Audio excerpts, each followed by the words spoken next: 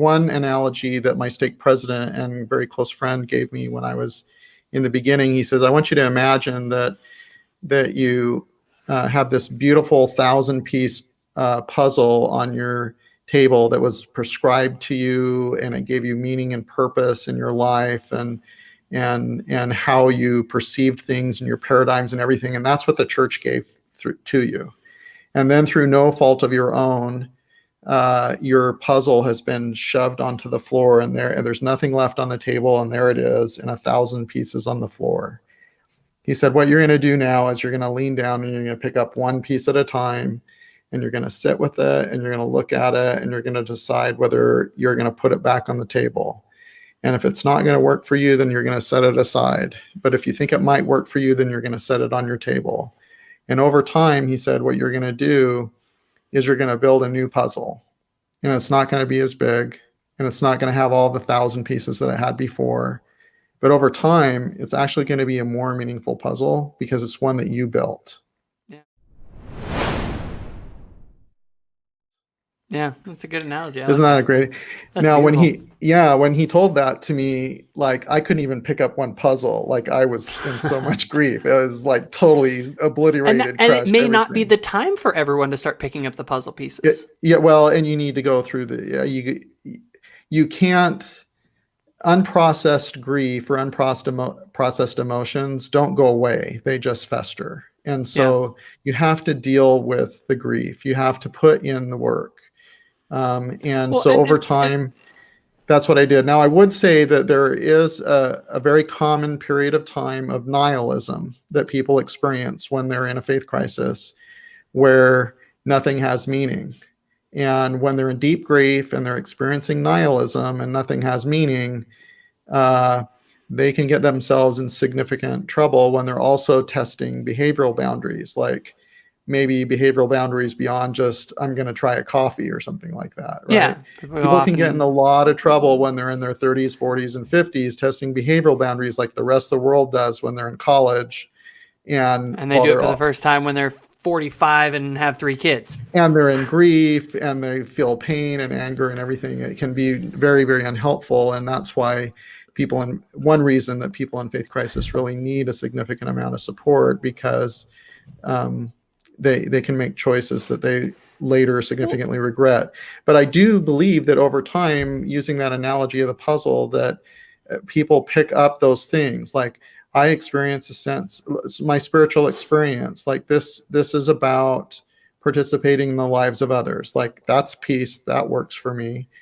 Other people have meaning. So Sam Harris, Jonathan Haidt, William James, a long time ago, wrote a book about transcendent spiritual experiences. Yeah. All faith traditions tend to have stories or myths, not meaning that they're not true, but stories surrounding transcendent spiritual connective experiences. And for me, some of those were when I was a teenager praying in the woods, feeling like I needed to serve a mission because divinity or God loved these other people who I was there with at the Young Life Camp, or on my mission, that this life is about participating in the lives of others.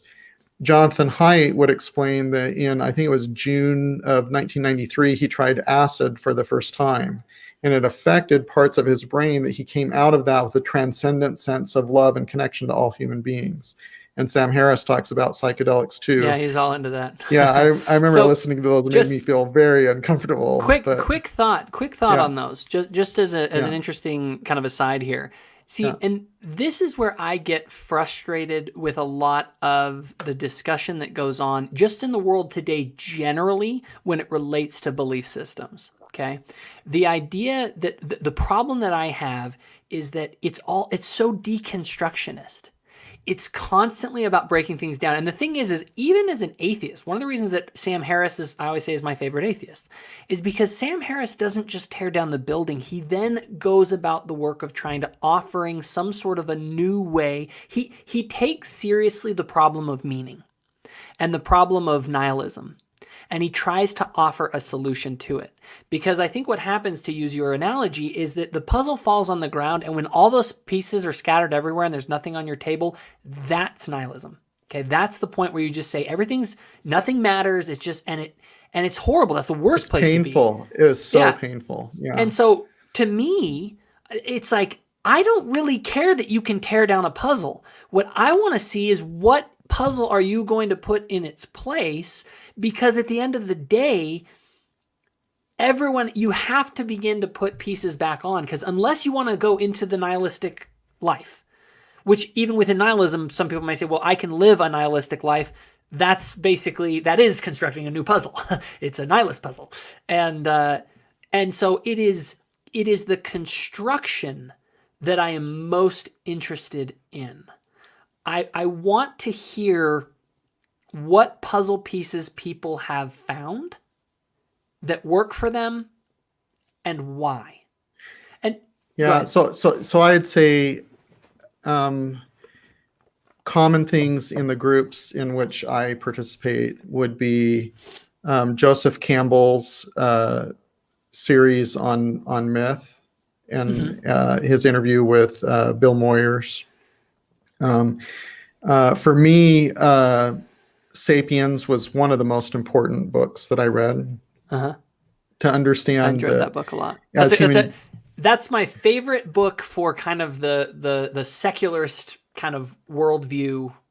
I think that one's really, really high up there. Anyway, go ahead. Yeah, as human beings, we need a common myth. We need a common story in order to function and connect, whether it's the myth of currency, that we attribute meaning to currency, or the myth that we create in countries, we create laws, or we have borders, or whatever those common things are. And as human beings, like, we're naturally spiritual or superstitious. Like, little kids at a pretty young age have their invisible friend.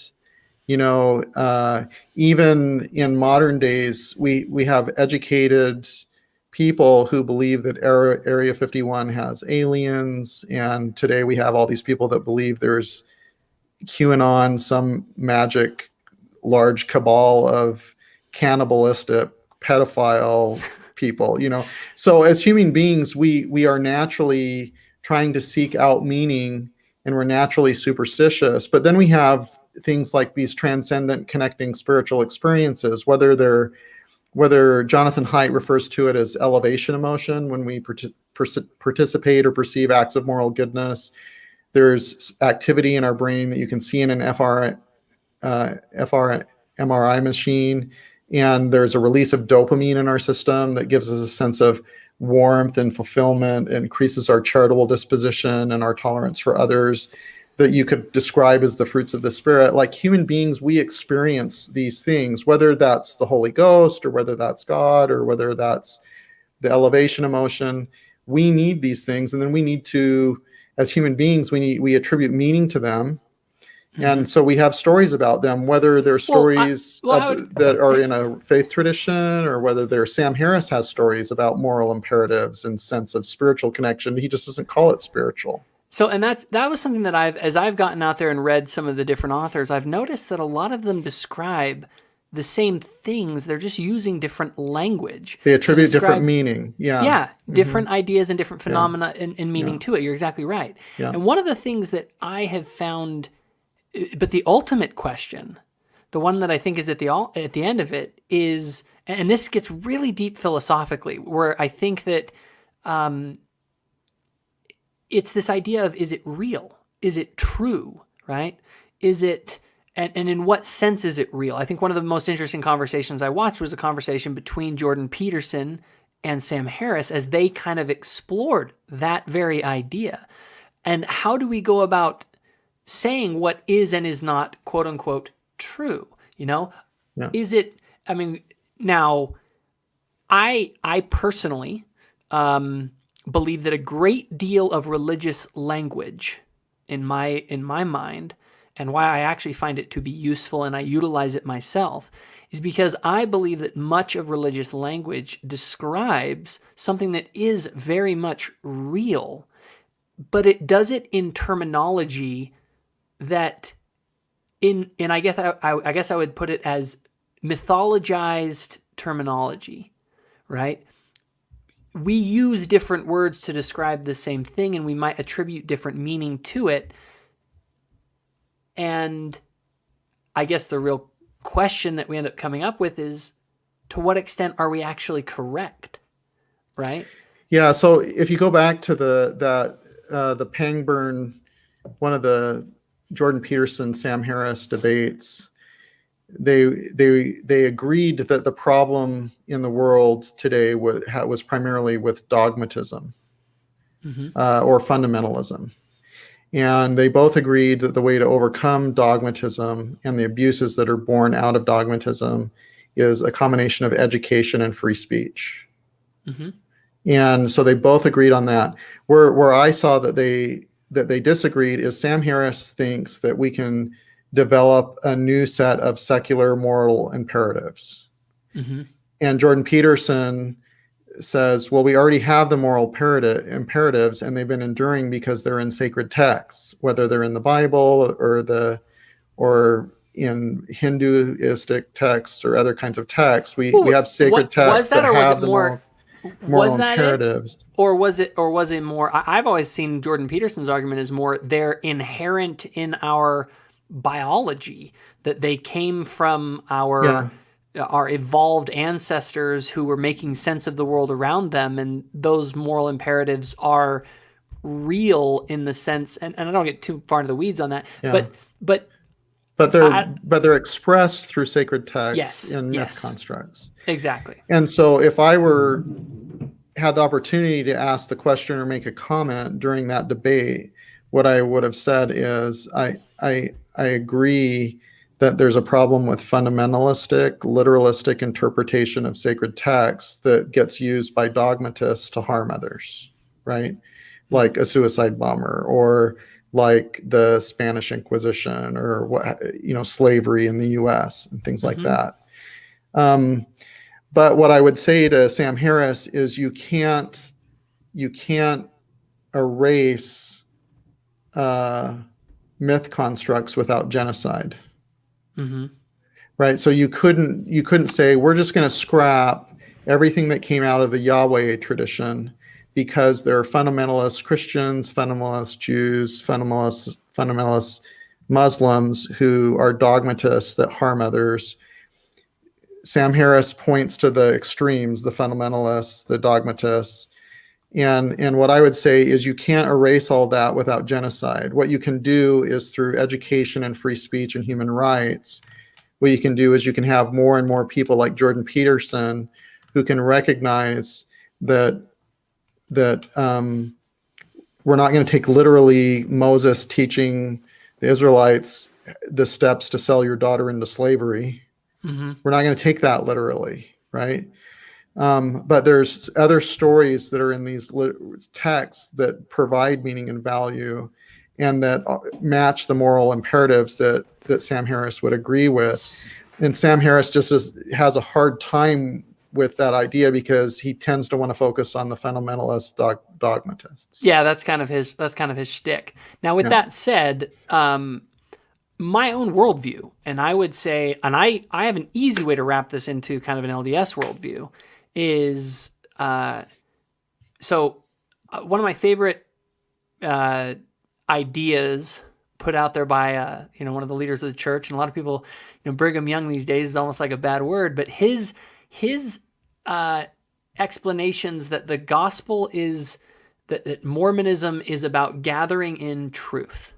And as you used your puzzle analogy, that's very much, regardless of what anyone thinks about Brigham Young, that's basically what your puzzle analogy is. It's saying, look, go sift through the world and construct this puzzle, find the truth, the good pieces, right? But I think that's part of the problem. I say, I want to search. Do I want to search for what works, or do I want to search for what's true? And what happens if what's true doesn't, how do we determine what is true, which is a challenge as we're trying to decide which puzzle pieces to put on, but also, do I just put on the things that make me feel good and seem to work in my life, or do I put on the things that are actually true regardless of how they affect my life? Yeah, so I would give an example of a rainbow. So before human beings learned about science and the things that we knew today, they would see a rainbow. And in the Yahweh tradition, it was a sign of God that tied into the flood myth, right? It was a sign of a covenant with God. Then when people go through a deconstructive type experience, or they learn science and reason, they learn that a rainbow is moisture refracting through uh, it's water refracting through light, right, in the air, and that's what a rainbow is. The materialist description of it. That's what it is, and so I would call the first pre-rational thought is that a rainbow is a covenant from God. It's a symbol. Rational thought is the rainbow is moisture refracting through light. And then transrational thought would be the reconstructive phase. It would be the next thing. It would be, I can see a rainbow. I can see the beauty of the rainbow. I know that it's moisture, light refracting through moisture in the air, but I can sense spiritual connection to it. And I can find beauty in the story without having to believe that a 600-year-old man built a ship and put a zoo in it, kind of thing, right? So I can find beauty in the story, even though it's a story, and that it was an enduring story because it provided meaning and value to people. In a similar way to people who are Hawaiians today, they know that the volcano goddess Pele isn't like a literal historical story, but they still have their rituals and their dances and so forth, and they tell the stories of the goddess of the volcano, right? But they know that it's not a real thing, but it still gives them meaning. They've gone through pre-rational thought, rational thought, and now they're in transrational thought, where the stories give them meaning even though there's not a volcano goddess. So what would you say to someone, and I'll play a little devil's advocate, what would you say to someone who says, so basically all you're saying is that it's all a bunch of hocus pocus nonsense, but hey, it's a nice story. Well, what about those who are like, those stories suck. I like to watch Lord of the Rings, and those are better stories. And like, why is Pele something that's just the like volcano goddess? Yeah, the volcano goddess. I actually lived in Hawaii for a while, so I took Hawaii studies.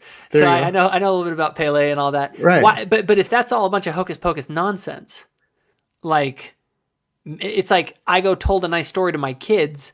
It's not true. Yeah, they liked it, but at the end of the day, that's a child story. These are stories told to primitive people that like still pooped, in their houses, like on the ground. Yeah. So why would we as advanced people see these things as anything more than historic relics of the past? And rainbows are what they are, and there is no meaning in life, and or any meaning that we have is purely a matter of us scratching that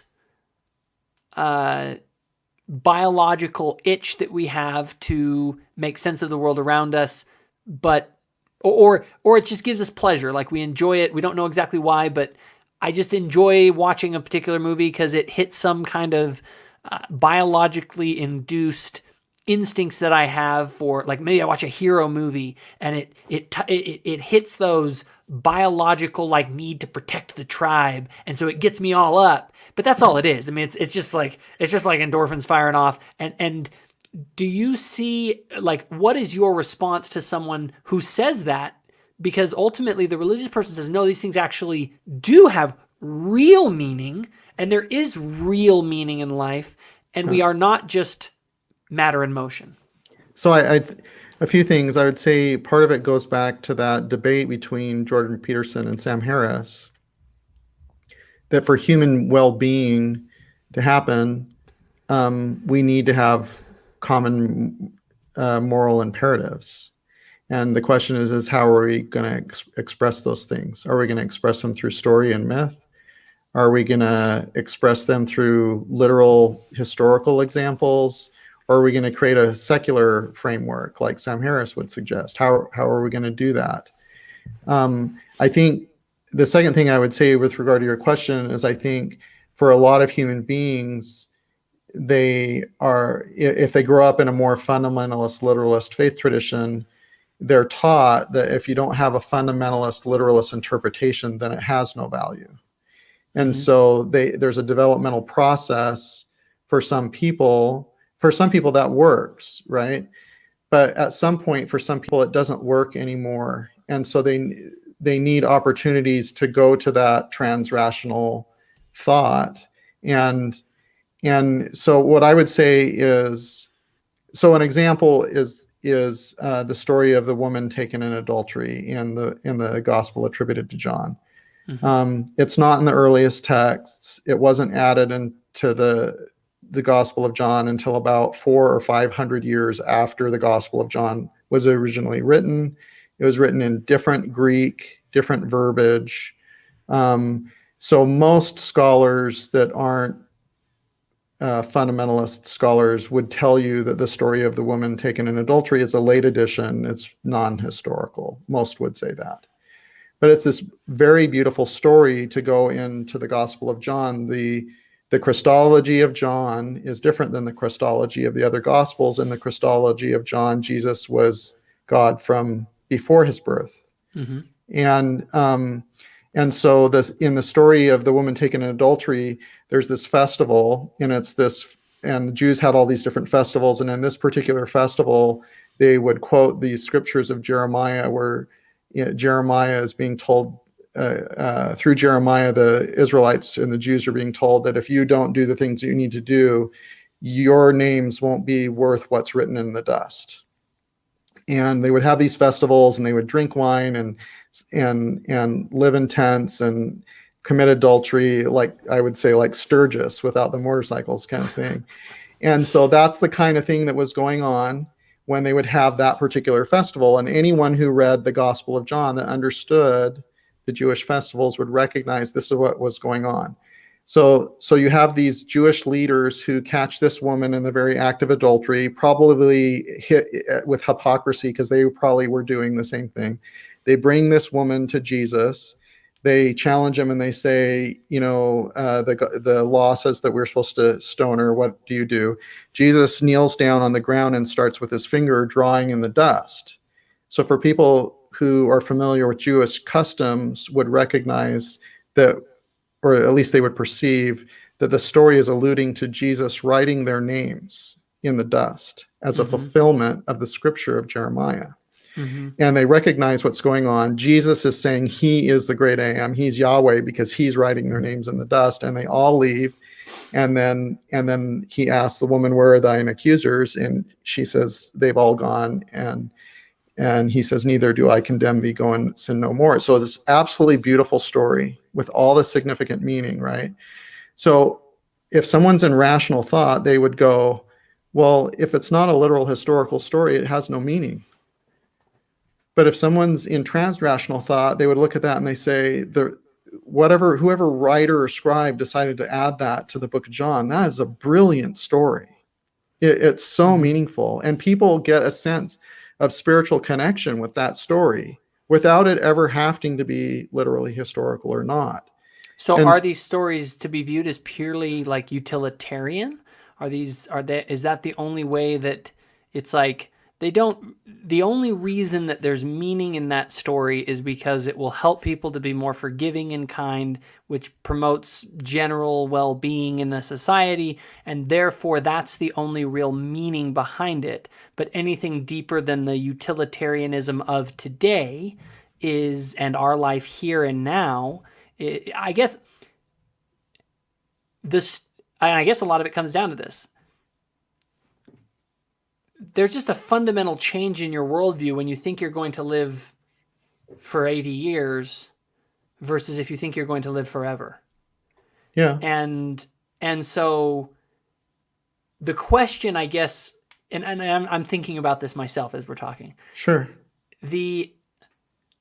Something is meaningful in an 80-year spectrum in a much different way than if you have an infinite spectrum of your existence. And so the question is, something is meaningful if we're going into kind of look into what is meaning. Meaning is something that impacts you, that has actual effect on your well-being. right? If it doesn't affect your well-being in any way, then it's in no way meaningful, right? The question, I guess, when it comes to meaning would be something that is meaningful in the next life, if you believe in that. You may be willing to do, if you only see this life as a life, then the only, or your only existence, not life, it's you only are going to exist for 80 years and you're gone, poof. And no memory. You're not going to remember any of this either. It's gone. It's like, this is literally like poof. Well, you're right. But then that's a different worldview. Right. But if you have kind of that just hard materialist, like we're just a chunk of meat in motion and then we're going to cease to exist, it's a very different view on meaning. Your take on the lens that you're looking through something being meaningful is totally different because you're only thinking about its practical effects in this life, where someone who has a view that says, no, there is something bigger, there's some sort of cosmic justice in the universe, you begin to look at what is meaningful very, very differently. So I would say that these narratives don't only have to do with what is ethically expedient to our lives and helps us to have a better society. I think they create the frame through which we look at our entire existence. They provide an existential frame to look through. And that, in my mind, is less a question of does it work, which is more utilitarian, and more of a view of what is true. Like, is there a bigger picture, a higher power, a cosmic justice? Those sort of ideas are ideas that have profound impact on what we find to be meaningful versus not. Well, I can tell you my experience of this. It was very, very significant. And it's not uncommon in speaking with others who have gone through a Latter-day Saint faith crisis. The first thing is that when I lost the belief or lost more than hope that there would be a next life, what it didn't make this life less meaningful. It actually amplified and enhanced the meaning of this life, because it's like, it's like if I'm going to take you out to steak dinner and it's the very last steak dinner that you're at, and we're going to go to Fleming's and you're going to have the most amazing thing, like your level of experience and joy that you're going to experience in that steak dinner is going to be so amplified because you know that it's a finite resource, right? Yeah. And your sense of gratitude for the opportunity even to be in a Fleming's restaurant and having that steak, it's just so absolutely amazing. And so the first thing that it did is it amplified my sense of gratitude for every single moment, because it's just such an amazing gift. And so when I would go on a walk in the morning or when I would spend time with my wife, it just amplified the value and the joy of that experience. The second thing that happened is once I lost this belief that the Holy Ghost was a gift that was only to some people and other people didn't have it, and some people had the priesthood and some didn't, and God cared about lineage and who was a descendant of the tribes of Israel and stuff like that. When I lost that belief, when that all crumbled on me, it ended up amplifying the value of every single human being that I met. Like every human being was a gift that had an infinitely valuable story and experience. And I didn't know what to expect of this. And so I'm walking around with this significantly amplified sense of compassion and for other human beings, for the degree of empathy that I experienced was amplified and enhanced, and the sense of gratitude for every moment. And I sit down with my bishop. He's like, "Tell me what you're experiencing." And I told him, this is what's happening. Like I'll go to a restaurant and like feel an emotional connection with my server that comes to me all tatted up and so forth. And I think I just feel this sense of love and connection to this human being who I'd never met before.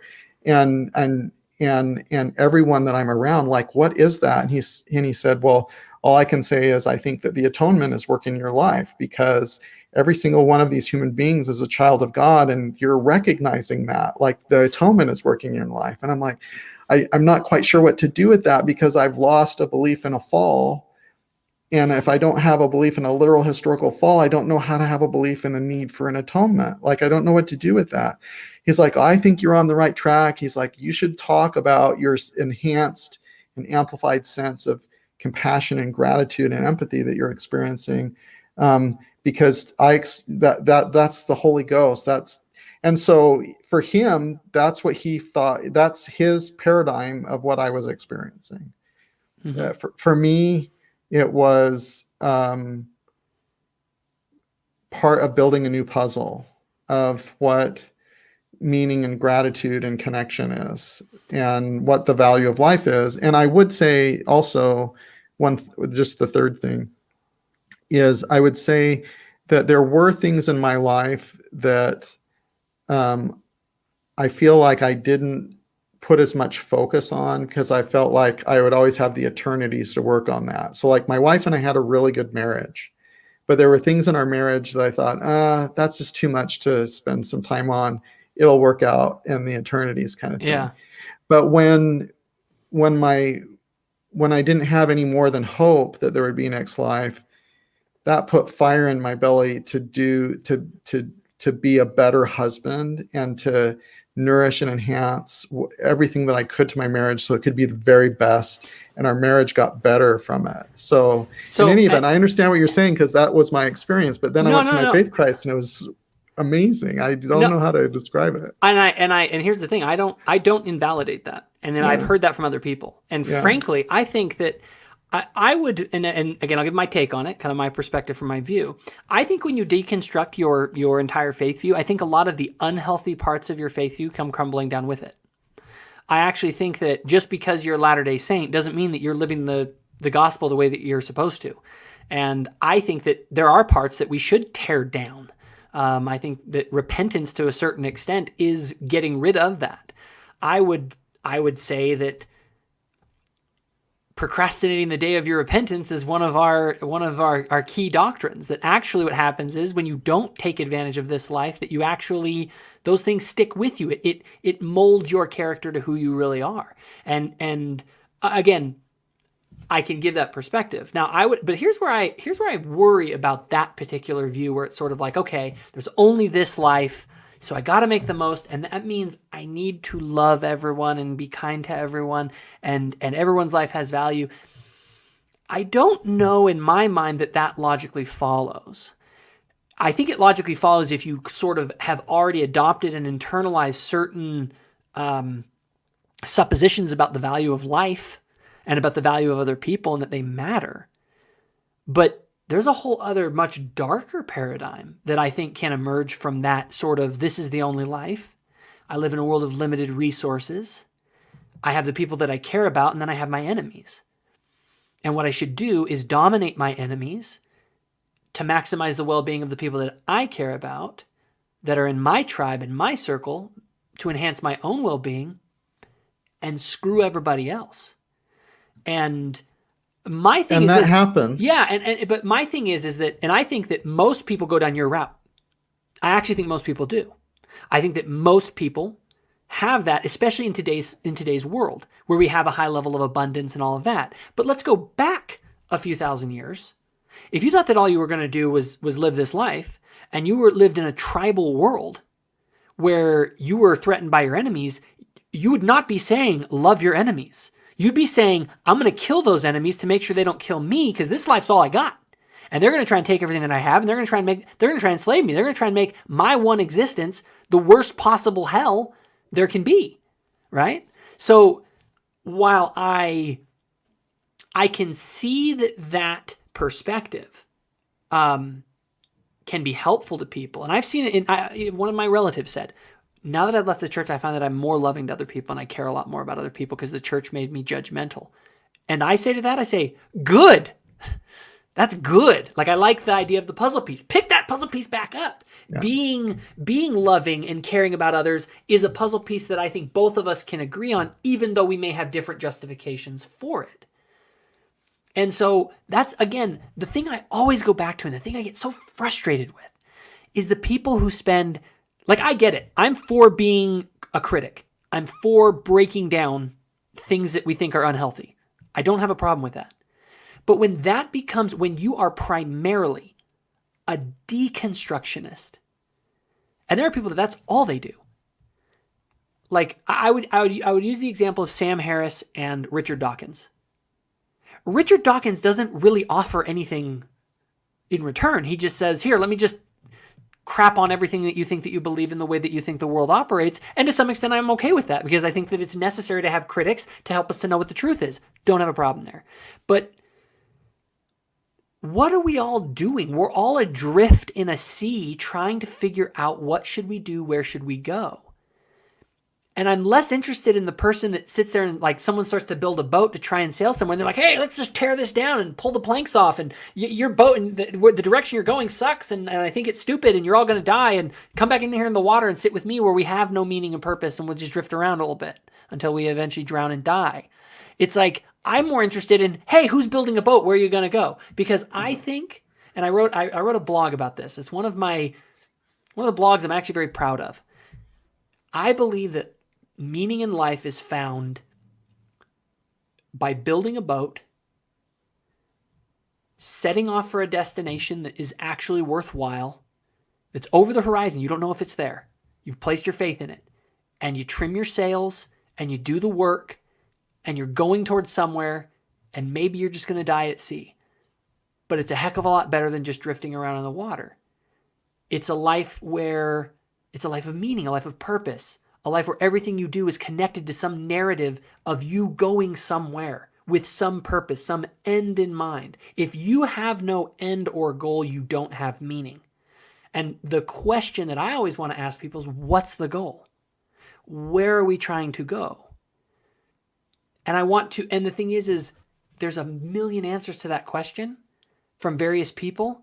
And frankly, I want to hear all of them. And I want to hear what they have to say, and I want to hear, and I guess, well, I'll kind of stop. I've been talking for a while. I'll get your thoughts on any of that.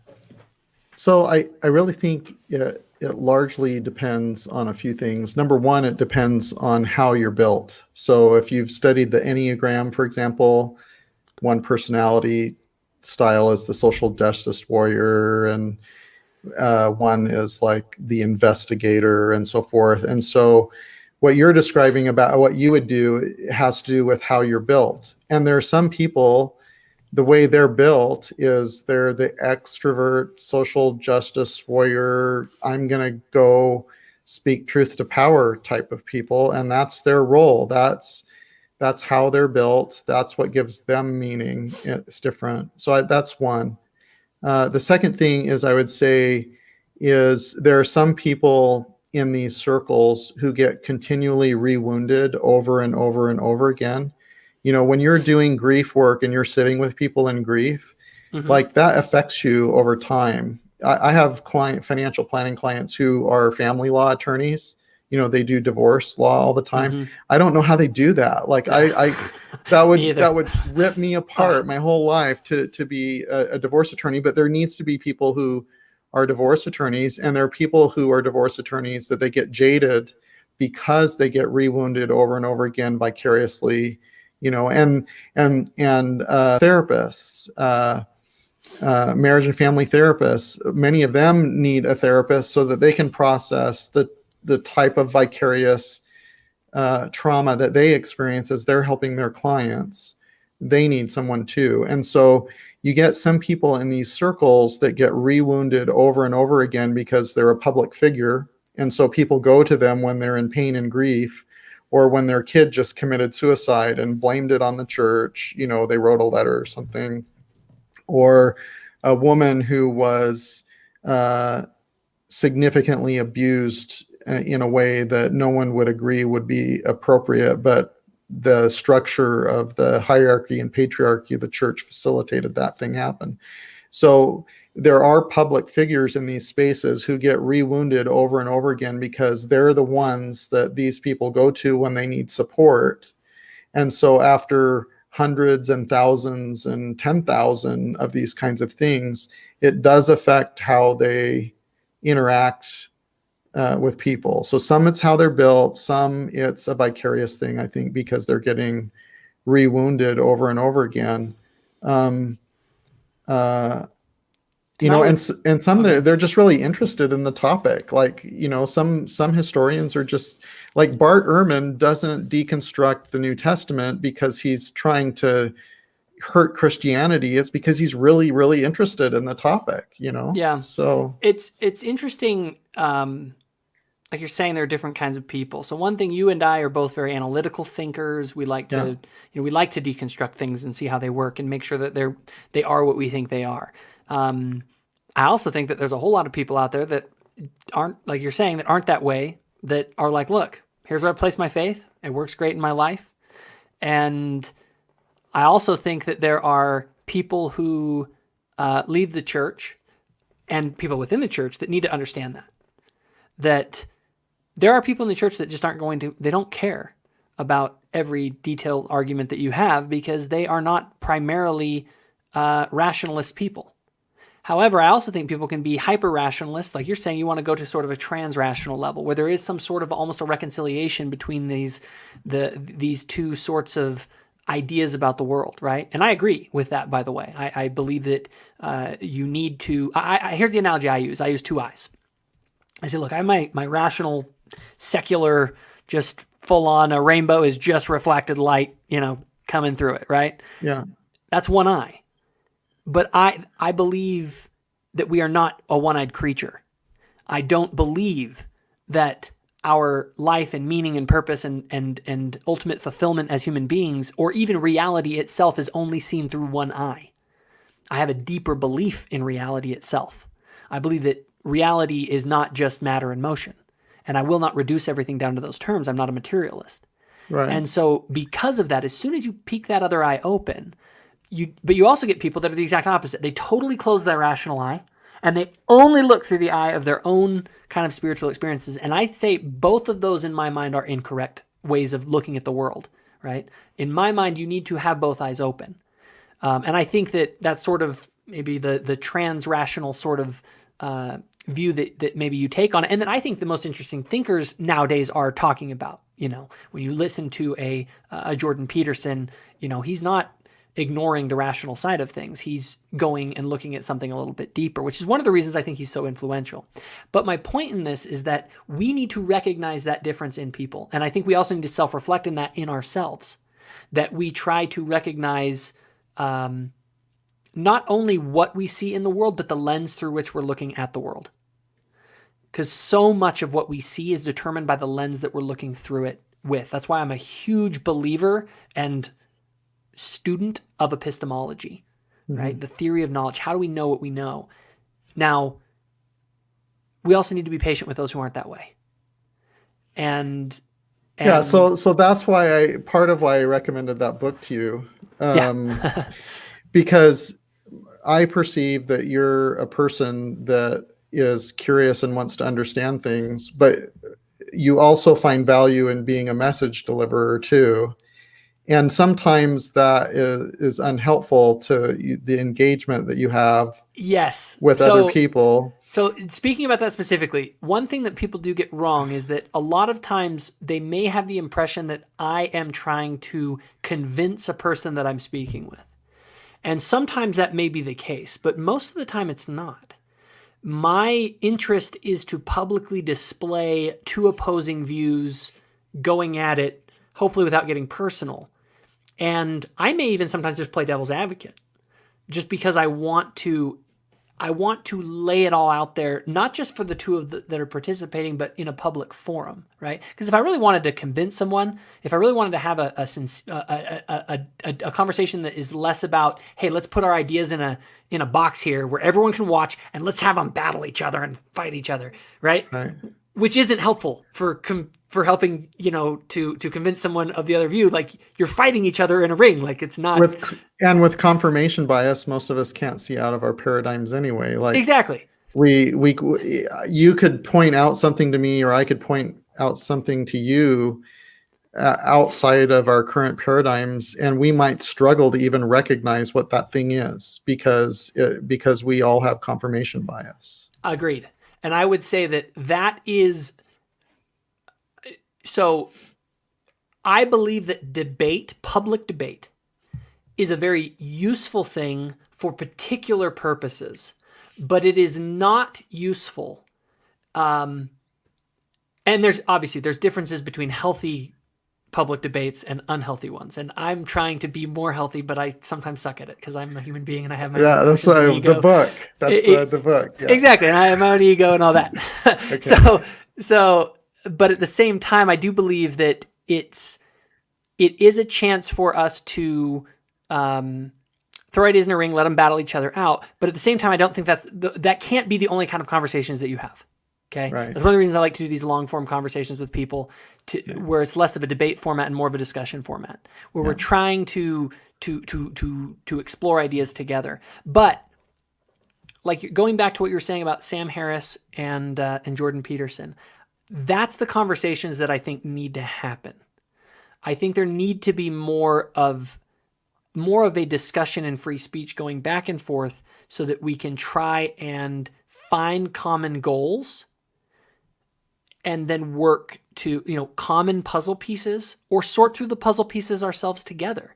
Right. And try and find pieces that we can put back on the table. That to me is far more interesting and far more helpful in our world than constantly just breaking down everyone's puzzles and throwing them on the floor. Because I think that to some extent is where you get people that get very defensive because they don't want their puzzle pieces beaten up and destroyed. And then when everyone's out there tearing down puzzle pieces and not actually reconstructing anything, what you get is everyone fighting with each other, throwing puzzles on the ground and just mad at each other because they keep throwing each other's puzzles on the ground. Then they don't want to interact with each other. And then they shut each other off into their own echo chambers, and they only get with people who have their puzzle, and they limit the puzzle pieces they have access to. And you get a world that is not a place friendly to the pursuit of truth. So have you watched Social Dilemma or The Great Hack on Netflix yet? That is on. I was just talking to my wife last night. We were going to watch it. We ended up watching a different show, but I think we might watch it this week. Both of those two. And then Sam Harris did an episode with the main, Tristan is the guy's name in the Social Dilemma. But basically, AI in social media feeds us what keeps us more engaged, that takes more of our attention. And what takes more of our attention is divisive things. Yep. And so the AI that generates the most money on social media is not what we're talking about. Yes.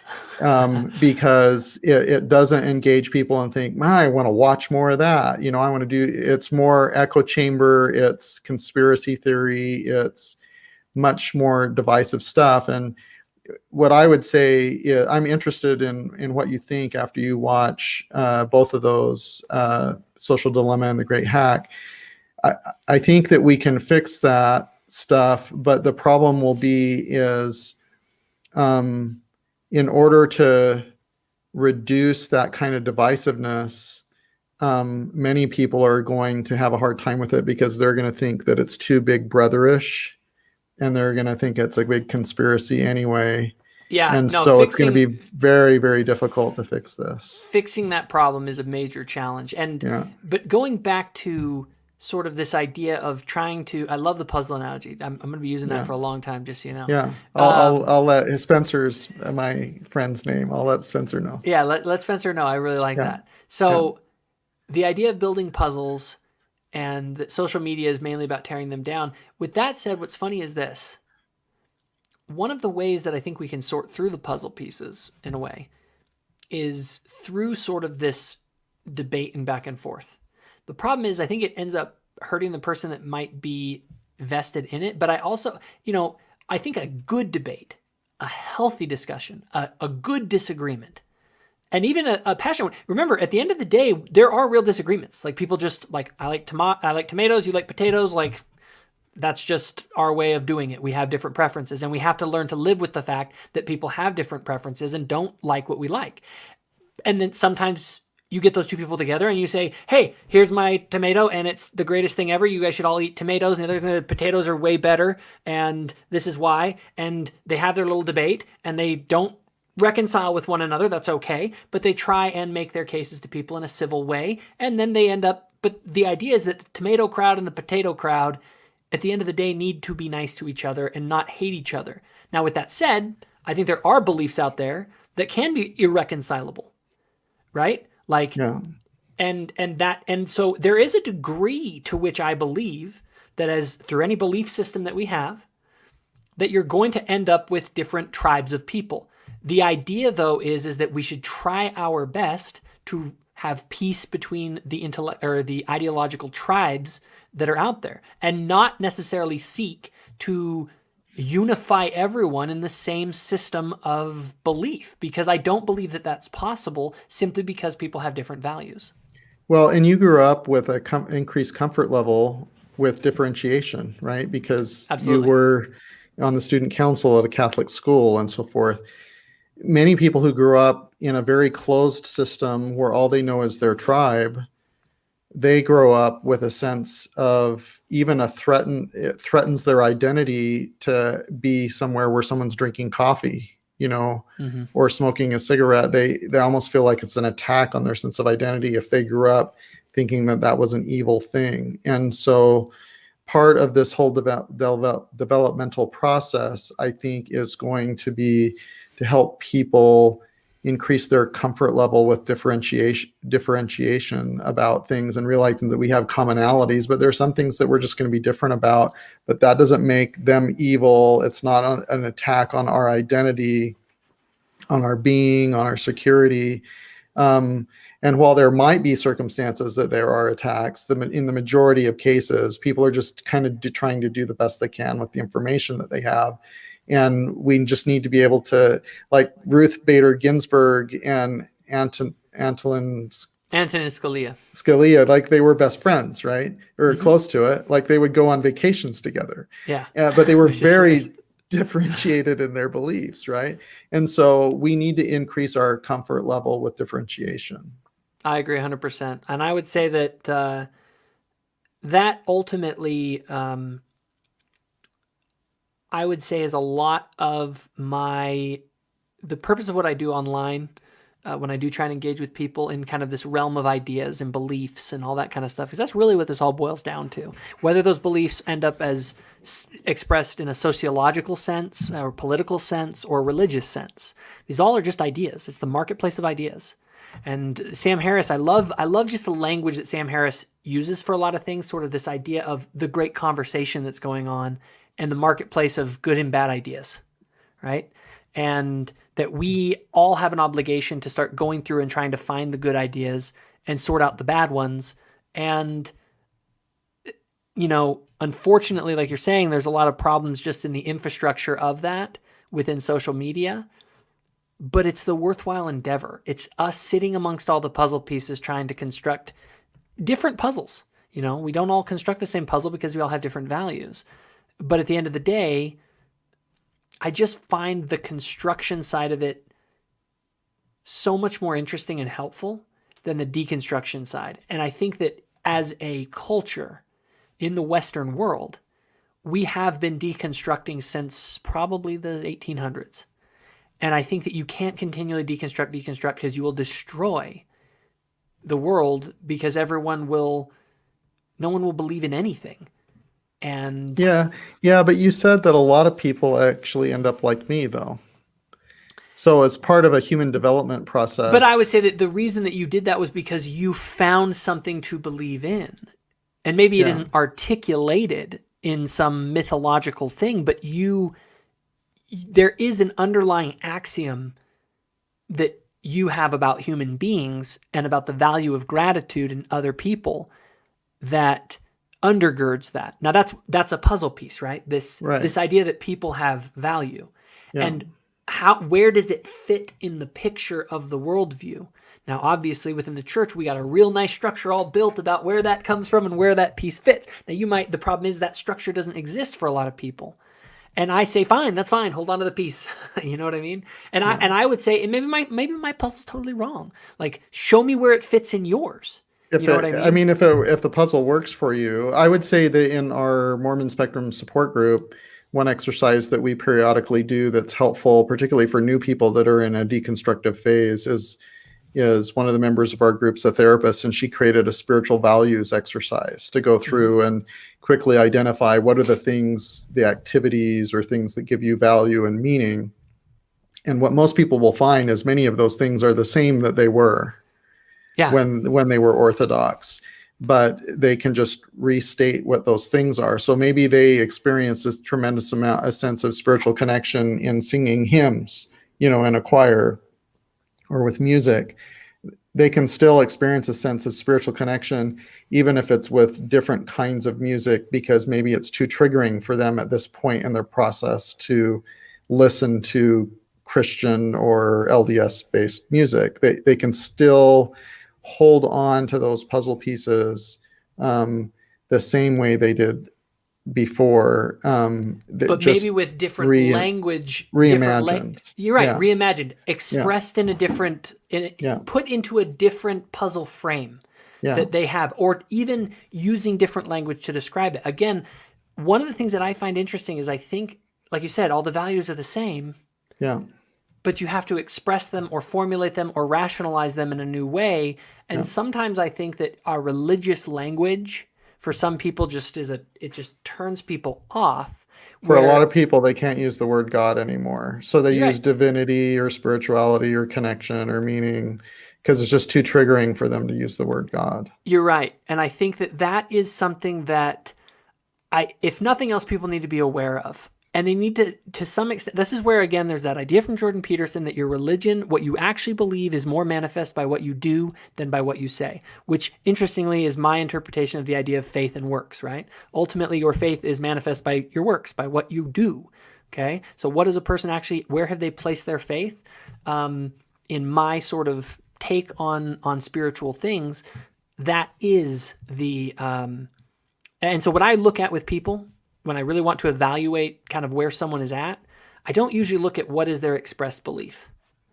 I look more at who are they as a person. And what's funny is I may even be able to say that for some people, getting out of the religious framework, especially if they had a very fundamentalist religious framework, may actually improve them by deconstructing unhelpful, bad puzzle pieces, and actually allow them to reconstruct it in a better format, in a different set of language. But at the end of the day, your behavior and what you do is my estimation, and in my kind of frame of how I explain this in a religious language, my way of expressing it is what you do manifests your faith, and your faith is what saves you.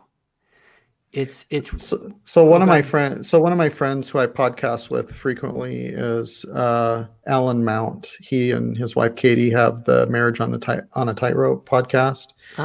And they did an interview of Alan's brother, who's a bishop, I think in Georgia or something like that. But in any event, as a bishop, he has counseled a lot of people that have gone through a faith crisis. And one of the best parts of that podcast episode is they asked Alan's brother what really drove him as a bishop. And he said, he basically explained the parable of the goats and the sheep in Matthew 25, 34 through 40, that the people who fed the hungry and visited the sick and the afflicted and clothed the naked and gave drink to the thirsty and so forth, they're the ones who were invited into the kingdom, right? And at the end, they're like, oh, God, Lord, when did we do these things to you? And that's when he says that if you do it to other people, you've done it to me, kind of thing. And so this bishop indicated, he's like, I care less about what you believe and more about whether you're doing those kinds of things literally or figuratively. That's what an exercise of faith is. And someone who's a straight up atheist could find a tremendous sense of spiritual connection, or if they don't like that word, some other word, elevation, emotion, connection, by striving with gratitude to make a difference in the lives of others, particularly those who have less than we do. And so that particular bishop would say, I totally support you in what you do, that regardless of whether you believe that the literal historical Jesus said that or whether that was attributed to him and he didn't. I still find value in that. That's how I think we approach God. So yeah. And I would say that I think there's a lot to be found in common when that sort of a paradigm is taken up. And I think that can be a first step towards building bridges that, while we may want total reconciliation, I may stand here and want you to just get back into church and do the whole thing, but at the end of the day, that may not be what happens. So what can we build in the meantime and that's meaningful? And it's, I think the common languages like this. Yeah. Yes. And I think that as we find those, we can find people that are maybe outside of our, quote unquote tribes, that we can still say, look, I can live with these people and they can live with me, and we can have meaningful and good relationships. And maybe we express things differently, but we have a lot in common. Because a lot of what I found in life, and as I've dealt with my own family members who have left the church in quite a few numbers, there is this need to reconcile the relationships and to find a new way to find unity. Because it used to be sort of these shared kind of paradigms and narratives were what we kind of was a major part of the glue that held us together. And when those break down, it creates a lot of friction within a family. And so what I eventually had a conversation with my siblings where I basically said, look, like, we all got to live together. And I still, there's a line in the movie Downton Abbey where there's the two sisters, I forget their names, I think it's Eden and, anyway, they fight with each other all the time. And at the very end of the movie, they do something where they have this moment of reconciliation. She says, at the end of the day, we have shared a life together. We've shared all these experiences together, and you'll always be my sister. And with my own siblings, we kind of had that sort of look, we may need to shelf certain disagreements, and we need to focus our relationships on, because relationships are built on what you share.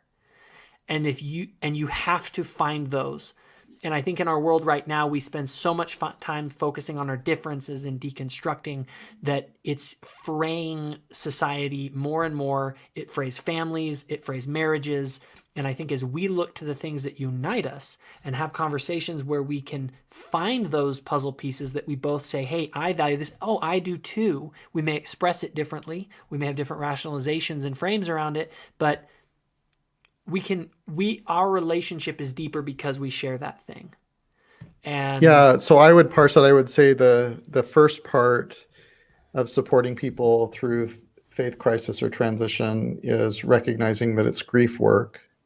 And the second part would be finding shared spiritual languages and commonality and nourishing those things like you're talking about. Very, very, very true. Well, we're about out of time now. I think we've gone well over, almost double what we had planned. Yeah, but it was a great conversation, Anthony. All right. I really appreciate chatting with you. We will, I'm sure, interact online, and I'm sure we will have disagreements. I will try my best to implement the principles of the book that you suggested to me. I think you'll find them helpful. Just know you always can, if I'm ever being a total jerk and I have too much ego in a conversation because it's public, you can always private message me, and you might find that I'll be a little more reasonable. Just know my logo thing is kind of the sparring partner. Right. And the whole thing behind that, honestly, I used to box. I love boxing, and you always need a good sparring partner. It makes you better, but at the end of the match, after you've kind of, given each other some smacks and whacks, you got to throw your arms around each other. Because you're partners, and you're making each other better as you think and work with each other. So I consider you one of my favorite sparring partners. So keep that in mind. Thank you. I appreciate that. All right, Anthony. Take care, buddy. Have a good evening. You too. If you enjoyed this video, give it a like and hit the subscribe button. Also, if you want more content, including the podcast, go to thoughtful-faith.com. Thanks for watching.